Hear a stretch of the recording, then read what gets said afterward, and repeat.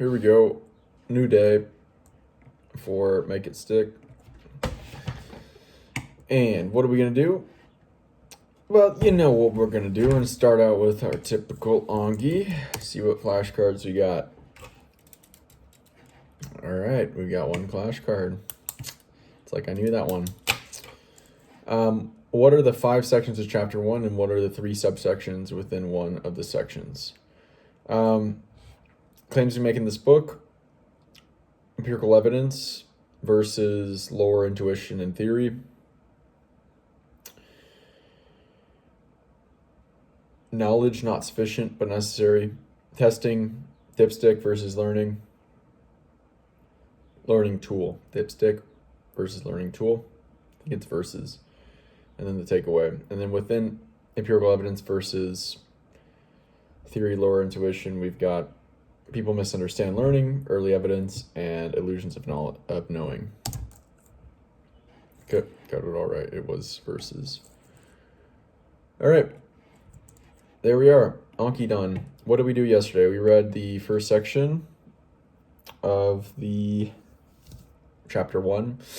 Learning is misunderstood, and that section was basically a little story of a pilot illustrating what they mean by learning, the authors mean by learning, and that is to be able to take this information and then use it, not just be able to recognize it and get it right on a test, but actually take in information and then apply it creatively in new situations, new opportunities, new problems to solve.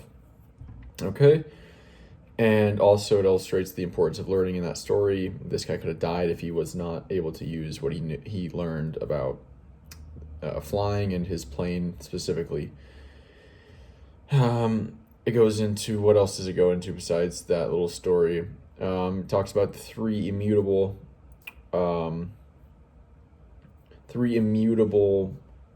aspects of learning, and that is that learning is an acquired skill, and the most effective learning techniques, according to evidence, are often counterintuitive. And this is a central argument of the book. 2 other immutable aspects of learning are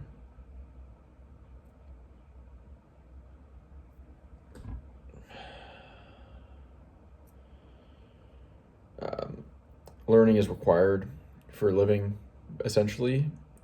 Yes. And being a better learner gives you, or increasing your ability to learn and the rate of your learning gives you an advantage in life. And 3, the relationship between effort and learning, and that there is a direct relationship, meaning the more effort, the deeper the learning. The less effort, the less learning. So when I'm pausing here and trying to answer it, that is actually a good sign. That means it's effortful, okay?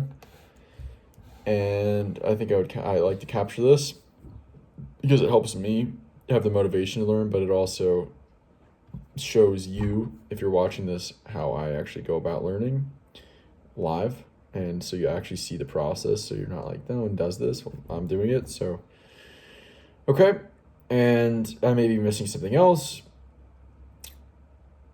but as far as I can remember, that's kind of, no, I think that might be at the story, then what learning is. They also say learning is misunderstood, and it's often non-intuitive, and then they get into that 3 immutable aspects of learning and what they mean by learning. Then we started the second section, or the first big section, not the intro, the first section of chapter 1, and that was that they're talking about claims they make in the book, claims we make in this book, and the first, we went over 3 claims so far, and that is we are bad judges of when we're learning. When we feel like we're learning a lot and it's easy, that's often we're not learning, and vice versa. When it's difficult and it feels like frustrating or it doesn't feel like we're learning, that's probably when we're learning the most. Okay. They said that rereading and mass practice of a skill are the most intuitive and preferred methods of learning across all fields, essentially, and that they are also among the least effective learning techniques.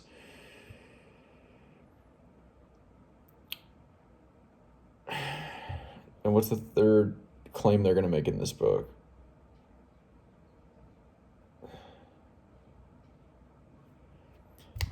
Learning is misunderstood. We're often bad judges of our learning. I'm not sure if the first one is learning is misunderstood. And,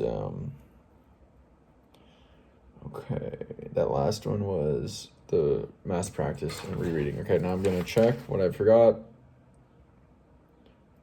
Okay, claims we make in the book. So they made them. All right, I may have got confused here. Okay, I did. So the three aspects of learning are not, I said learning, the relationship between effort and learning. That's actually one of the claims they make in the book. That should have been that learning requires memory. Learning is an acquired skill, and the most intuitive learning techniques and approaches are often not very effective. And learning is required for life, and it gives you an advantage in life if you learn to learn better. Okay, and then the three arguments are the relationship, three claims they make in the book. We're bad judges of when we're learning. There's a direct relationship between effort and learning, and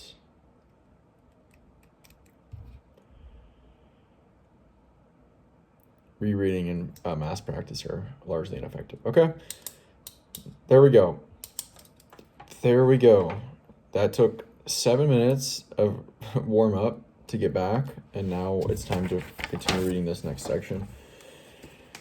Yeah, I don't know how long, if I'll ever get through this book at this pace, but hey man, whatever. We're not trying to complete the book, we're trying to get information, and we're gaining information deeply, it appears. Okay, I'll be back with the recall. All right, just read 7 more claims that the authors make. So I've identified 10 claims that the authors have make in this book, and that's a lot, and I think there's a lot more, but I decided to stop here. So we've already got that, the relationship between effort, right, and learning. We're often bad judges of our learning, and the mass practice and rereading is ineffective. Okay, what else can we say? Other claims they make. I got any? I had 7 I just read. Surely I got some. One of them that stood out was like the ability to discriminate between what makes things different, such as like what makes 2 similar math problems different, or what makes 2 bird species different, and what makes 2 songs genres different. The ability to discriminate between those, between closely related things, and identify what makes one thing it and what makes it not another thing. That is a skill that can be trained through interleaving, so mixing up practice with other similar problems, as well as varied practice. So varying type of practice you're doing, varying as in maybe if you're shooting a basketball, you can change a whole bunch of things. The lighting in the gym, your distance from the hoop, which hoop you're shooting on, things like that. So interleaving and varying practice can help train this ability to discriminate, and this ability to discriminate leads to better success rates at solving problems in new situations that have not been practiced before. Okay? There's a beanbag experiment that I'll get to at some point. That's a beanbag experiment that is probably where they get a lot of that claim, as well as another experiment with some geometric volume calculation equations. And so that's number 4, or a 4th claim. Another claim is that retrieval practice, and that is what I'm doing right now, where I'm going straight from memory and pulling things out and just pulling out what I can. And this is more effective than rereading, me going back to the paper and reading again, or just reviewing the notes I wrote on the side of the margins. And so that's another claim, 5, that it's more effective than rereading and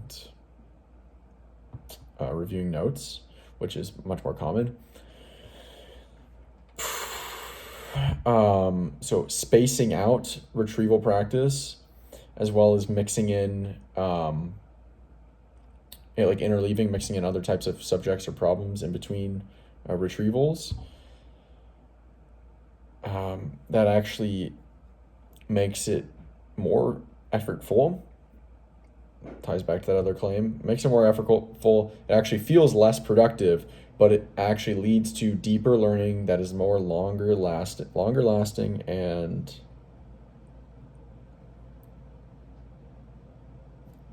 more durable, longer lasting, and can be used more creatively and more dynamically in the future when you're using it. Okay. Back to that 5 when we're talking about retrieval practice, it was saying basically like the brain is not like a muscle in that you can like work it out and get it stronger, but the neural pathways and the neural circuits and loops that are involved with certain types of knowledge can in fact be strengthened. And retrieval practice, the effort of retrieving, actually does go ahead and strengthen those pathways. Okay, so 6 was interleaving and spaced repetitions of retrieval practice leads to more effortful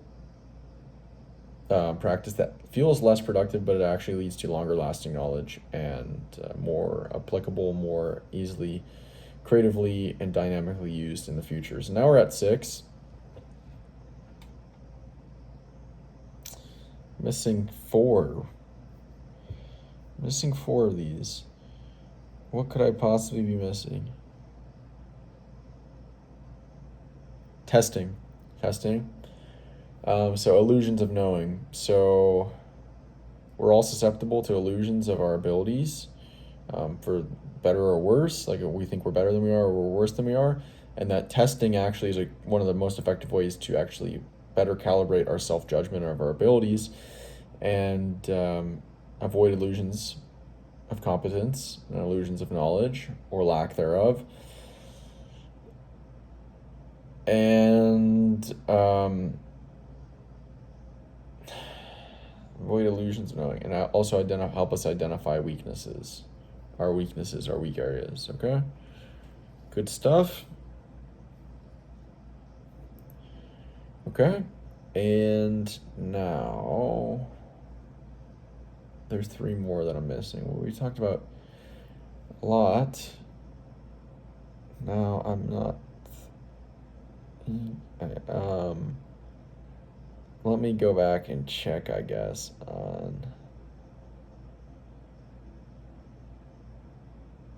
Yeah, let me go check up on what I'm missing. All right, maybe I should have tried to sit there a little bit more, make it more effortful before going back. That's something I could probably have done. Anyway, I was mistaken. I thought there was 10 claims I was at. I'm at 9 claims, so we're missing 2. And those 2 are basically that attempting a problem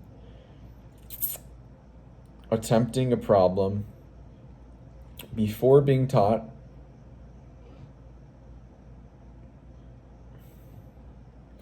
actually leads to better learning, even if you make mistakes, even if you make errors, which is interesting. That one is very interesting to me, I would say. With that, why don't we take the final exam of classes like the first day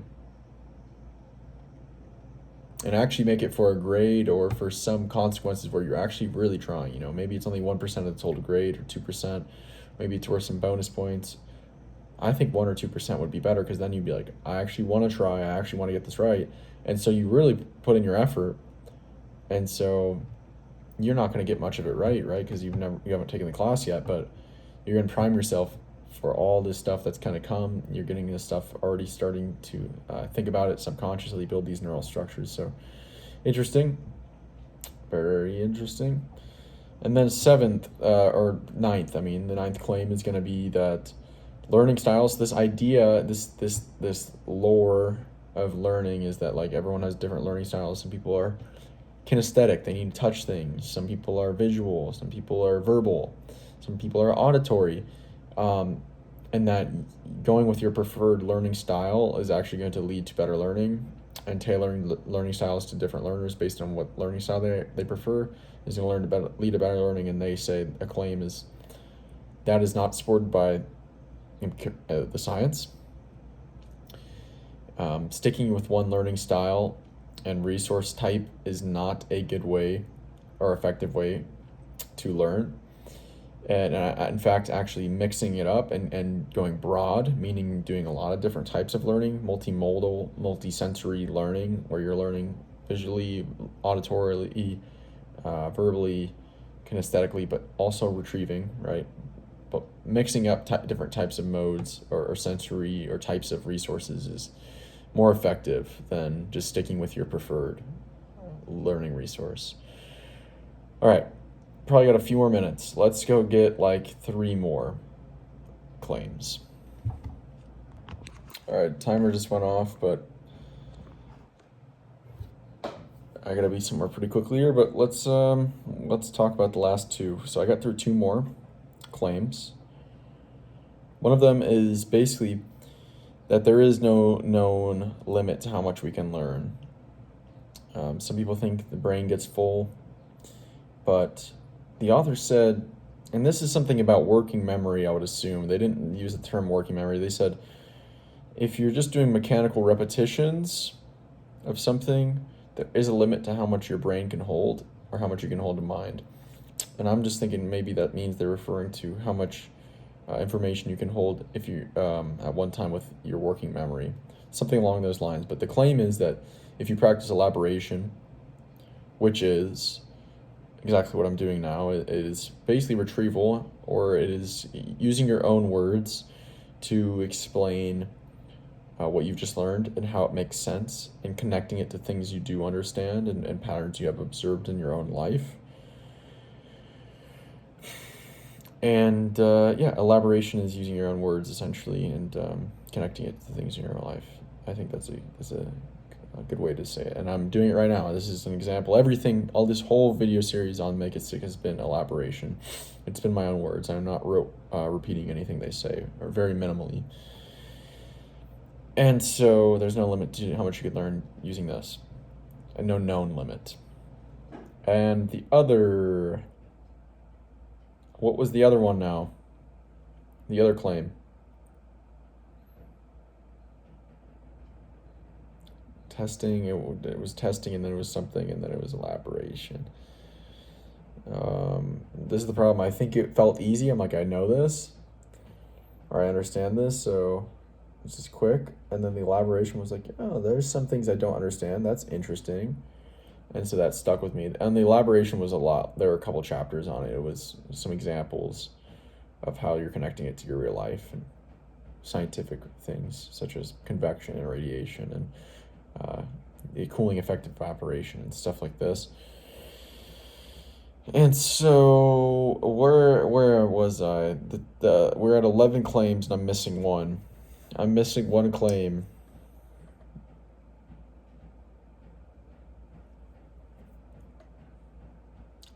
Retrieval. No. All right. I've tried to battle with it. Let's just see what I missed. Right. Okay. All knowledge requires prior knowledge, a foundation of prior knowledge. To learn anything new, you've had to have learned things in the past, essentially. Yeah, that was the whole claim. You can't learn, new things that are advanced without learning things that are more basic than it in order to make sense of the advanced things. So it was basically that all learning requires previous learning. Okay. At some point that breaks down, with the first thing you learned. You have to learn something first. And whether that's in the beginning of life or the beginning of your life, I'm not sure. But that's in the weeds. Basically, it's saying almost all learning, besides the first thing you've ever learned, requires previous knowledge or previous learning. You can't, they basically were saying you can't learn something like cabinet making without first learning things before that, how to cut wood and how to drill rivets and things like that. It's an alright claim. I think that's an alright claim. Okay? That's another day of Make It Stick. If you're wondering, we're now on page 5. It doesn't matter though. Like, I've probably gained more long-term knowledge from this book than 99.9% of readers. Maybe not. Maybe this would all... No, this stuff will probably stick. Some of this stuff will probably stick for my whole life because of how deep I've gone. Which is probably more than most people, even if they read the whole book. Maybe not. Maybe I'm delusional.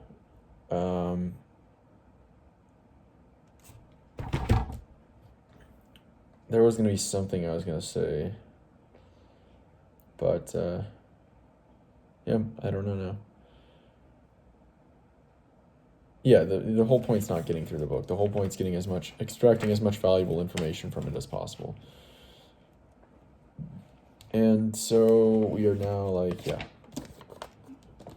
We're here. Oh, that was the thing. The beginning of this book is probably very front-loaded and dense. Like, it's basically this claims we make section of the first chapter seems to be a highlight of the entire book, from what I've read of the book. So we'll get through this, and this is a great foreshadowing, and I'm realizing things that I must have missed the first read. But I didn't finish the first read, but I did read about, 30% or whatever, so. Okay, that's it for today.